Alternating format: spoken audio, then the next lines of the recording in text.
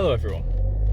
So this is another Patreon only video, and I've been doing the tips for truthers every week for you guys, but this week it's kind of not really a tips for truthers exactly, although there's always some, I try and give some friendly advice in everything I do really. But I was basically, well, I want to tell you a story and kind of something I said, which I realise, I suppose I need to say more often and encourage other people to try their best to do, in a way. And basically I was talking on a Twitter group chat I'm in with a bunch of other creators and influencers, which kind of invited me into it. And they all have varying degrees of success, but we were talking about money, and how my YouTube channel is growing, basically, especially since doing that interview with Sam Tripoli. And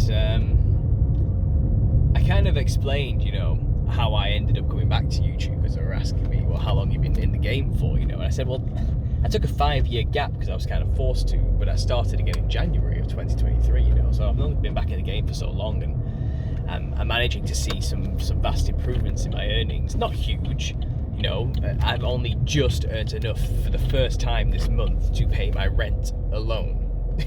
And that's it, not including food, tax, or everything else, what I mean? So but that's a good sign. I'm on the upward trajectory, and I basically ended up saying, I left my job to be free, and I'm back now able to do what I'm doing, which is be on YouTube, because I'm now self-employed. And I basically said to the guys, I couldn't pretend to be a supermarket manager anymore. I am a conspiracy theorist, and I wasn't thinking much about it when I said it. I know I said it in quite a dramatic way there, but it was just like a flippant comment for me. But then someone reacted to it and said, I needed to hear that, because they've done something similar. They're also going at it on their own, trying to make it online to spread the truth, make a living from it. And it's kind of, my story is that I had to take a huge leap of faith to leave an incredibly well-paying job to be free from the lie I was kind of living, because even though I was earning good money, I hated who I was. I knew I wasn't living up to my full potential. I knew every day, every hour I spent in that place helping that store, that company, was time I wasn't spending on helping me become who I was supposed to be. It was time wasted. Whether I got paid for it or not, it was still time wasted as far as I'm concerned. It became everything in my life, to the point where I had no personality anymore. I was nothing but for the company, because I had nothing else going on other than working full time, spending all my time there, and I was dead inside because of it. My soul was drained, and it's kind of, I was living a lie. That's not who I was. I wasn't Paul, the deputy manager of Aldi. That's just kind of a role I was playing. I'd put on the costume every day and I'd go and play it, and I always felt like I was acting. I always felt like I was always putting on this show for everybody else to fit in with that role, because that's what people expected of me, but I was always this guy who wants to talk about his thoughts and feelings and help others who are in the truth movement and who are awake and trying to share the reality of the world with us and save people and bring them to God. And that's who I want to be. That's who I've always wanted to be, and that's who I feel I've always needed to be, And I couldn't just carry on living this lie.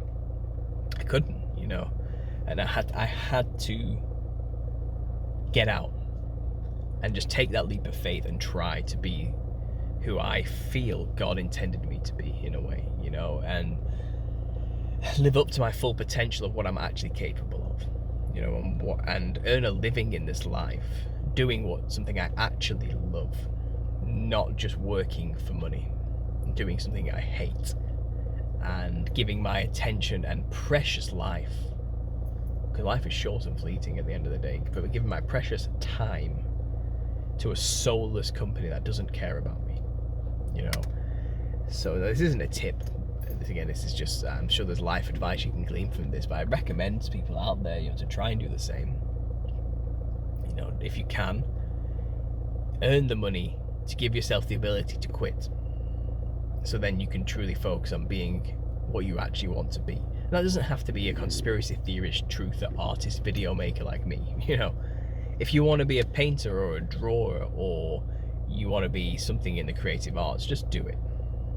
You know, quit your job and go and try. The worst thing that'll happen is you'll end up back where you started, working for another company. You know, but at least you can say you tried, you know. And it's not easy. I'm not saying it's going to be easy to do at all. It's a leap of faith for a reason. But I feel better for trying. You know, and if I fail, I fail. But at least I can always tell myself that I started something. And this is the thing, now I've started something, it'll never go. You know, and in a way, it'll only ever grow and become its own thing over time. And that wouldn't have happened if I didn't just start and try, you know. Maybe you want to be a writer. Go write that book. You know, maybe you want to literally just change your job and go and be something. And maybe you want to travel the world. Go and do it, you know. You don't get a second chance in that sense, you know. I know we may, you know, when we die, our souls rest until the end, where we're risen again in new bodies and there'll be a new world and everything. But, you know, under Jesus as the King and as God as our God, you know. But